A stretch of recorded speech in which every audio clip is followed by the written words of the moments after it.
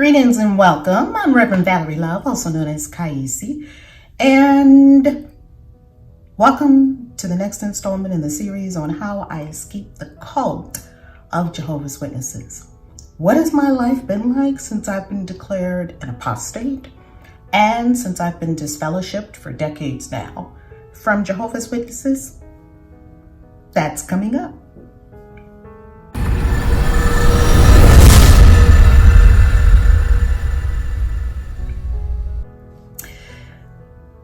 Welcome back. I'm glad you're with me in this series. It's an ongoing series that I have here on the channel about how I escaped the cult of Jehovah's Witnesses. Yes, I grew up in a cult, and if you haven't seen the whole story, the playlist is here on how I escaped the cult of Jehovah's Witnesses. And so I'm adding more components to it.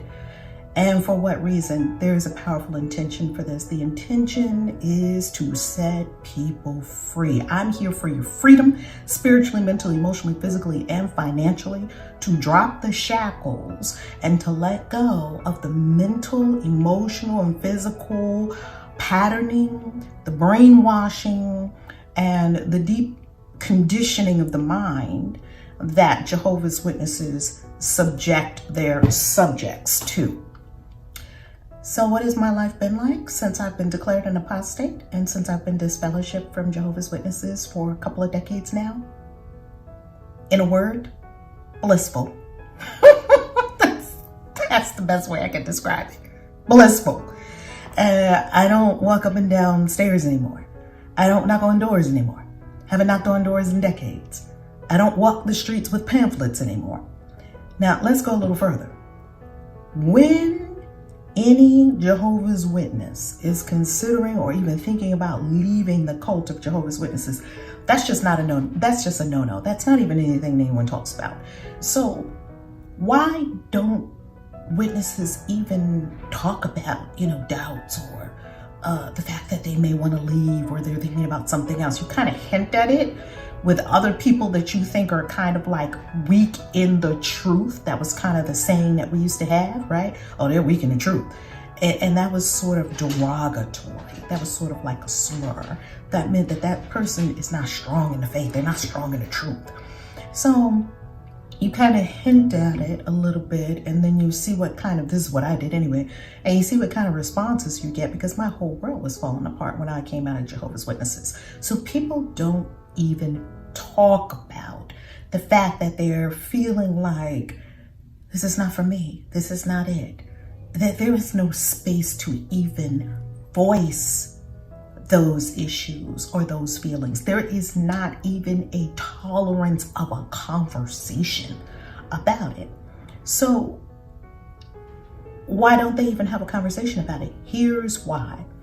This is the ruling party line. This is the propaganda, and I call it propaganda because it's been proven false. It's been proven a lie by probably thousands upon thousands of people who have actually left Jehovah's Witnesses and actually have a happy life. Many are probably still scarred, as I had many years of just letting go of guilt and shame and just obligation and the heaviness and the density and the depression of being a Jehovah's Witness. The reason that people don't even talk about it is because this is the propaganda line that they feed people who are Jehovah's Witnesses. If you leave, your life is going to go all the way bad. Now, I would say go to hell in a handbasket, but witnesses don't believe in hell. So they tell you, and they believe, that your life is going to be so bad if you leave the Jehovah's Witness cult that people are literally terrified to reach their hand out, grab a hold of that doorknob, turn it and open it just to see what's on the other side of the door. There are people literally paralyzed, and I pray this message goes to people like that. They are too paralyzed to reach out, grab a hold of that doorknob, tentatively or firmly, shaking like a leaf or confidently, turn it and just open the door and just see what's on the other side. You see, if you stay slave and captive to what people tell you, how will you ever know for yourself? Well, I can tell you this. I left. I'm happy. Actually blissful. I'm free. I do what I feel like doing when I feel like doing it. Why? Because I'm led by the Spirit of the living God working in me, led by the soul. I know witnesses will call that an impossibility because when you leave the witnesses, they feel you leave God. That's their propaganda. And I'm here to tell you, it is a bold-faced lie. That's what it is. I'll end this conversation with this. Not too long ago, I saw someone, this might have been about, 2-3 years ago. I saw someone whom I had known when I was younger, me and my husband at the time. This had been like over 20 some years ago, right? We were in the same congregation together, going to the same Kingdom Hall. And so I knew this brother. That's what they call them, brothers and sisters, right? I knew this brother. And as a matter of fact, we used to go out in field service together, knocking on doors. Well, I was in a Panera Bread, and I'm disfellowship. Even though I'm disfellowship, elders can speak to me. So he's an elder. So no one else can speak to me, right? According to what they say. Well, this elder said to me, Valerie, now he's speaking to me with the utmost of concern. This is how insane this belief is. He's speaking to me literally. The man looks old. And he's probably the same age as I was, about the same age as I was at that time. The man looks old. The man is moving slow. His shoulders are hunched over. He's carrying this heavy bag full of literature or whatever books he had in there, the Bible, New World Translation, the Holy Scriptures. This man said to me, Valerie, will you consider coming back? And I'm standing there almost in disbelief, literally, like I'm standing there full of energy, happy, my usual self, loving life, having a business meeting with a partner where we're talking about business matters and growing our empires. I'm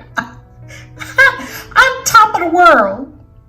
And here's this dude, this brother, this elder, probably the same age as me, looking like an 80-year-old man. If you're the commercial for me to come back, I'm not buying tickets to that movie because you look broke down right now. And why do witnesses look so broke down?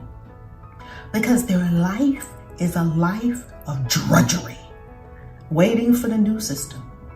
Almost every witness I know that's been there 30, 40 years, arthritis from walking up and down the steps, pounding the pavement on concrete, because most of them in the hood or in neighborhoods where there's financial, I would say, they're not in wealthy neighborhoods preaching the good news. They're broke down. They look, some of them look depressed. You can always see them coming. They got the long coats on in the wintertime, or now you see them standing on the corners. These people don't look good. They don't look happy. If that's a commercial, I don't know who's going to buy tickets to that movie, because you're showing me the trailer, but the trailer looks broke down. I'm going to tell you this. I'm going to end this story with this. If you're in the witnesses, or you have someone that's in the witnesses that you love, and they're having wonders, questions, doubts, secret stirrings and longings, give them this video and tell them simply this: get out. Run, Forrest, run. That's it for today, boys and girls. I love you. ValerieLove.com. God bless you and have a beautiful day. Peace. KAISI out. ValerieLove.com.